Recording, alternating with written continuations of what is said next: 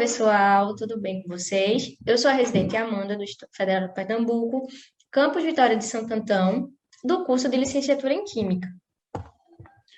E eu sou residente Maurício, também do curso de Licenciatura em Química do Campus Vitória de Santo Antão. E estamos aqui para compartilhar com vocês um pouco de conhecimento em Química. Então, vem com a gente!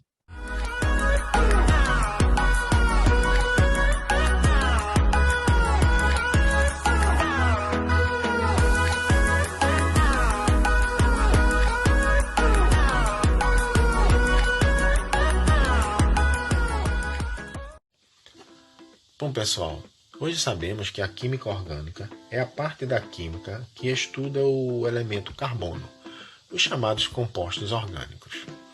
E ela está presente desde a nossa alimentação, com as proteínas, as vitaminas, nas nossas vestimentas, com a fibra polimérica, de algodão, de poliéster, entre outras, no revestimento de utensílios domésticos, como o Teflon, e na indústria de estofados, como as fibras poliméricas de poliuretano.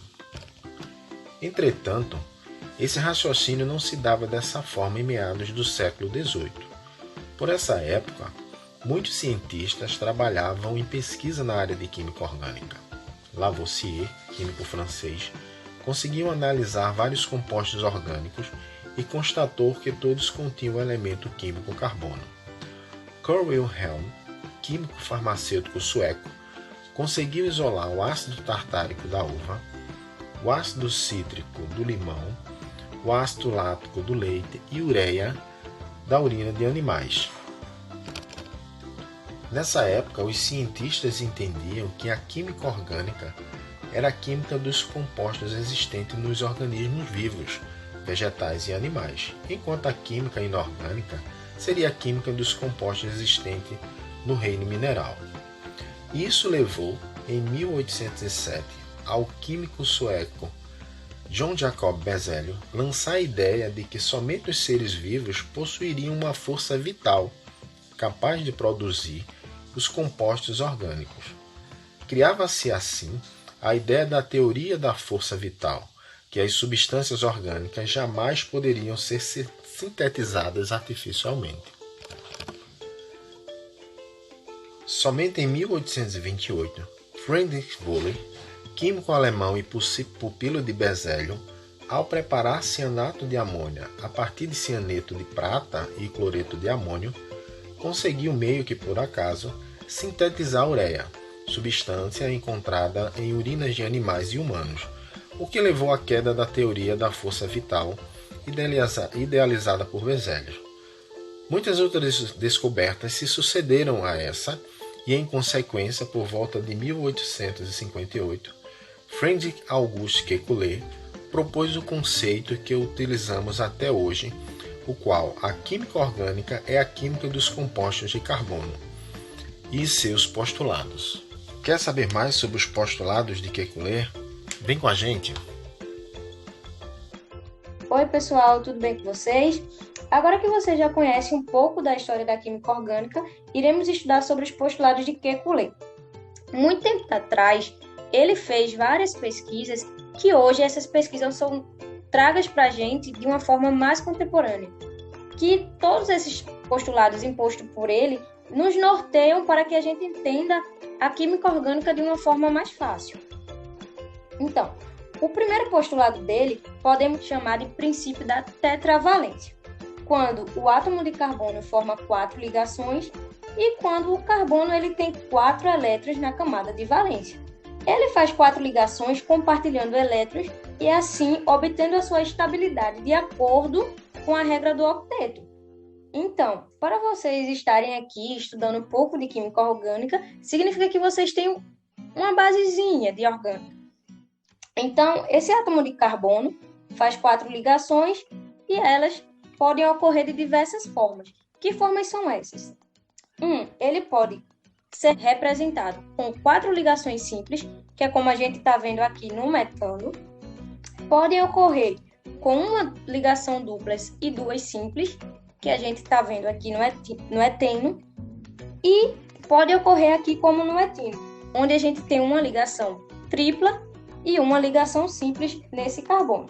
Vale lembrar para vocês, minha gente, que aqui a gente está representando esse composto de uma forma plana, mas só que lá na frente a gente vai ver que esse composto é representado de uma forma espacial, e essa forma fica bem mais claro esse princípio da tetravalência. Então, quando a gente vê o princípio da tetravalência, o nome já ajuda a entender, porque esse nome significa simplesmente que o átomo de carbono ele está fazendo 4 ligações. Então, pessoal, uma ideia muito interessante é o princípio da equivalência. Que princípio da equivalência, mano, como assim? Quando o átomo de carbono faz 4 ligações simples, não importa em qual parte um outro átomo vai se ligar, em qual valência livre esse outro átomo vai se conectar. Para traduzir essa ideia, vamos pensar assim. Vamos pegar um composto de carbono com hidrogênios e colocar um cloro, certo? Não importa qual dessas valências o cloro vai estar conectando. Ou seja, esse primeiro exemplo é idêntico ao segundo, idêntico ao terceiro e idêntico ao quarto. Então, veja que eu coloquei o átomo de cloro no lado direito, embaixo, no lado esquerdo e acima. E mesmo assim, eu continuei com o mesmo composto. Isso significa que um composto equivale a outro. As suas 4 valências são equivalentes entre si. Com isso, a gente tem o princípio da equivalência. Então, pessoal, o último princípio é aquele que diz que o átomo de carbono ele pode formar cadeias, ou seja, o princípio do encadeamento. Um átomo de carbono, então, ele pode se conectar a outros átomos de carbono formando cadeias. E para relembrar tudo que a gente já viu até aqui, o átomo sempre faz 4 ligações, o átomo de carbono, vale lembrar disso. Essas ligações, quando simples, são equivalentes entre si e o átomo de carbono pode se ligar a outro átomo de carbono formando cadeias. Cadeias essas que são longas ou pequenas.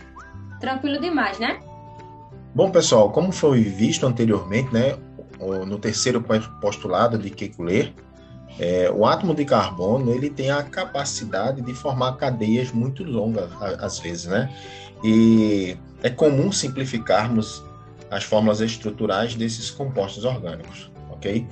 É importante ressaltar também, pessoal, que essas fórmulas estruturais, elas nos indicam, né, ou nos mostram a posição do átomo, a disposição dos átomos em uma molécula, né? E ao simplificarmos essas moléculas, teremos um entendimento a partir da fórmula condensada, tá? Da molécula, né? De como construir essa molécula a partir da fórmula condensada, ok? Vamos ver alguns exemplos aqui, então. Nessa primeira estrutura aqui, que é a fórmula plana, ou também conhecida como fórmula de Kekulé, nós temos um composto aqui, nós temos um éter, né? Um éter dietílico, tá? E o que podemos perceber nessa estrutura é que todas as ligações, elas estão aparentes, né? Temos aqui os átomos, as ligações dos átomos de hidrogênio com carbono, bem como as ligações do oxigênio-carbono, tá? Na nossa estrutura aqui ao lado, a fórmula estrutural simplificada, nós temos já, nós podemos, né, visualizar que as ligações de hidrogênio, elas foram suprimidas, tá? Já é uma estrutura condensada, mas essa estrutura ainda pode ser um pouco mais simplificada, né? Se tirarmos todas as ligações, né? Se suprimirmos as ligações entre os átomos de carbono e entre os átomos de carbono e oxigênio, e ficaria um pouco mais condensada essa estrutura, ok? Bom, pessoal, mais 2 exemplos aqui para a gente entender melhor, né, como simplificar, né, a forma plana e chegarmos à fórmula condensada, né?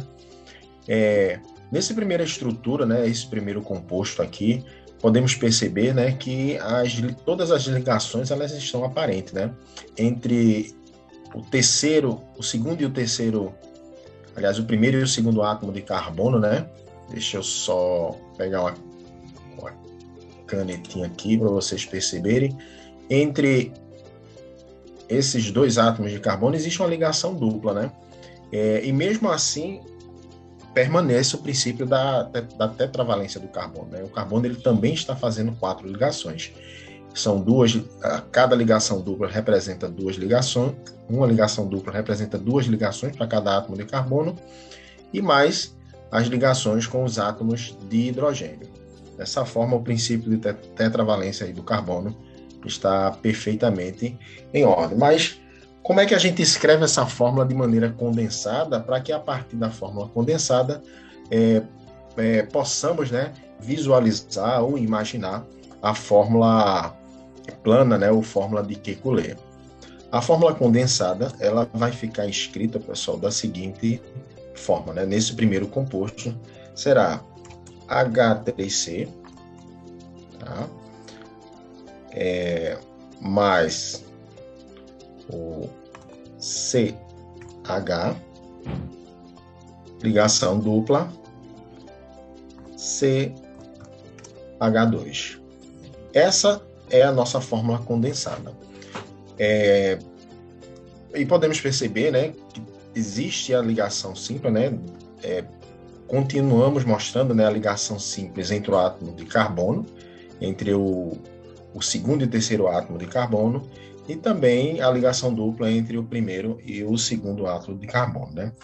A partir dessa fórmula condensada, podemos, sim, chegar à nossa fórmula plana. Bom, pessoal, no nosso segundo exemplo, nós temos um composto também formado, uma cadeia com 3 carbonos, tá? Só que no final, nesse composto aqui, na uma das extremidades, nós temos uma função aldeído, né? Que é quando a carbonila ela está ligada a um átomo de hidrogênio. Mas como ficaria esse composto escrito na fórmula condensada, né? Vamos escrever aqui para a gente ter uma ideia de como vai ficar na fórmula condensada. H3C, a ligação carbono-carbono, CH2, a ligação também carbono-carbono, e a nossa carbonila ligada ao átomo de hidrogênio agora junto com o carbono, que vai ficar CH oxigênio. É importante ressaltar, pessoal, ou destacar, né, que a nossa função aldeído, para que fique entendida que é uma função aldeído, ela tem que ficar destacada, né? Tem que ficar escrito dessa forma separada, ok? Bem, pessoal, esse é o nosso vídeo de hoje. Espero que tenham gostado e até o próximo vídeo, ok?